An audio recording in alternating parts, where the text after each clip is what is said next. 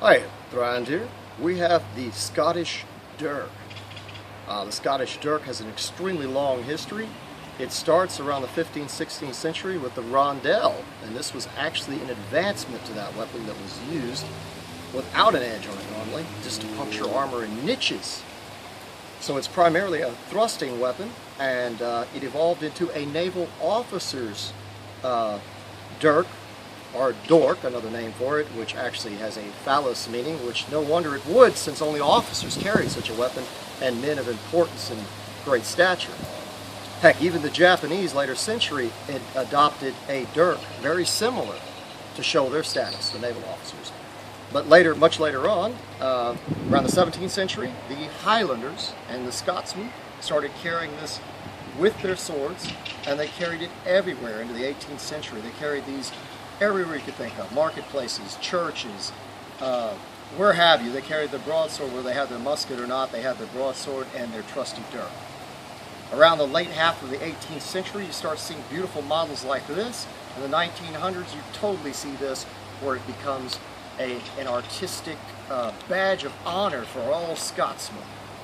That's right, everyone wears one of these on their kilt. That's just the way it works. It's a beautiful dagger. This one is etched, very finely crafted. It has your false edge or your back edge right here at the tip, which is a misnomer. This is sharp, aids in the thrusting, and it does have a good edge on it that's sharp, and it can retain a very good edge. This is very good steel.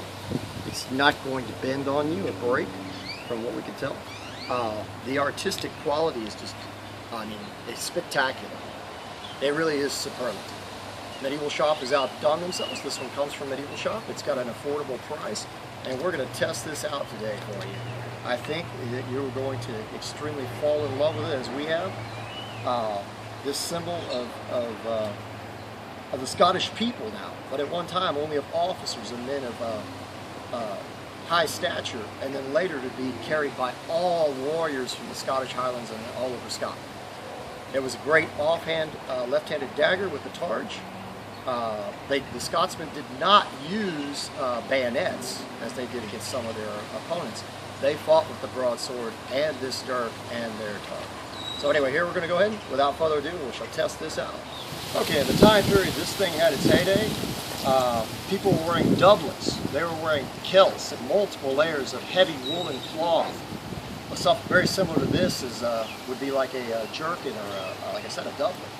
So what we'll test out here, we've got some ballistics gel, and this is recon ballistic gel from the heads we had.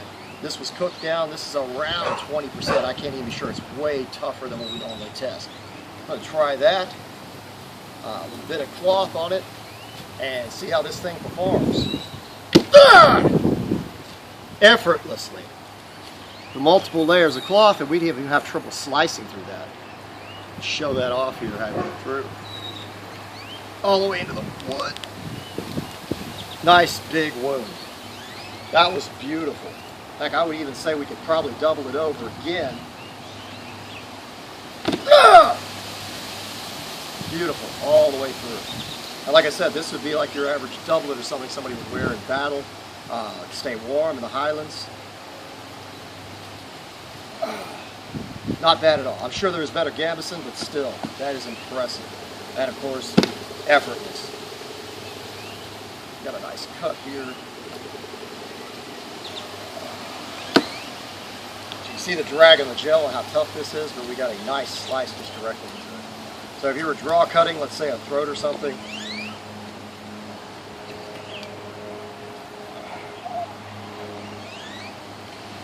yeah, I do believe that your man's going to be cut all the way to the spine here. Very good dagger. Very, very good. Nice! And as I said, it has a nice edge on it. It cut clean through, just like if it was a sword, even though it doesn't have the weight of the mass. But like I said, it's a very excellent dagger.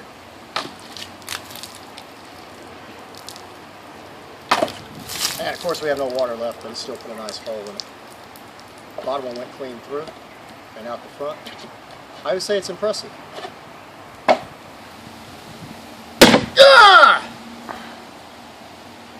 And I didn't expect it to go through plate armor or anything like this, but we got a nice hole in it. Not too bad. It didn't damage the tip badly. Ah! Another good one. Not too shabby. We are getting penetration through the softer metal. I would say it's fairly impressive. It's not damaging our tip at all. I don't see any bending. Very little damage of any. So if you did hit plate, it's not going to ruin this. You're still going to be able to fight with it. You're probably not going to kill the guy through it, but if you hit a piece of plate, it's definitely going to pierce it. Pierce it about as well, almost as well as our shuriken that are more designed to pierce something because they're shaped like a spike. Not bad at all.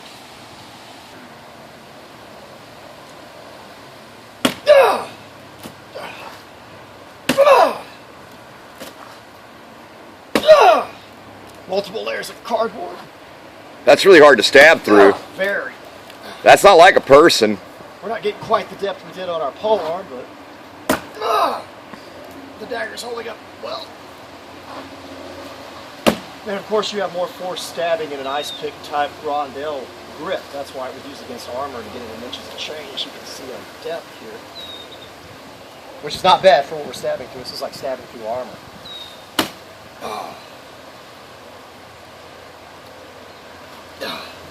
I would say it's pretty impressive. That's got some power. I mean, this would do your guy in. If he's wearing multiple layers of cloth where you can't just come up and slice through it, then yes, this is going to definitely make a bad day for him. Wee bit of a bad day. Definitely looking forward to using this in our Rob Roy episode. We plan on doing a Rob Roy episode, and we were thinking about using this as a dirk or an offhand dagger in it when we talk about the different fighting styles in the period. So I think it'll be very excellent. I love this dagger. Yeah, and don't forget we're going to make a targe too to go with it. Oh yes, we'll have a spiked targe and everything. And hopefully a nice broadsword. Okay, I hope you enjoyed our little episode showing off this beautiful dirk, Scottish dirk. Be sure and like us on Facebook. Subscribe to us here on YouTube. If you can help out, donate anything to us through Patreon. That would help out. If you donate anything, leave a one-time donation. Helps us bring you better content and be able to put out better videos and more often. Also, we have a boat crew. It's basically a closed group on Facebook. And if you'd like to join it, just send us a request, and more than likely you can be in there as long as you're cool with everybody. And it's a great group to be in. I hope you enjoyed this little episode. And our little, be sure and check out our Die Hard movie review that we did by viewer request for Christmas or Yule special. And hopefully come back and see us soon.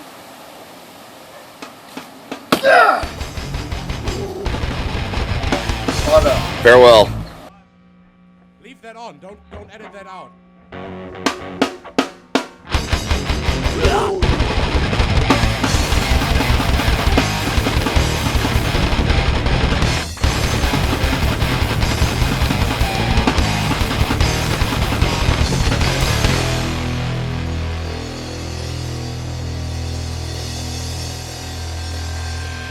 We are bad.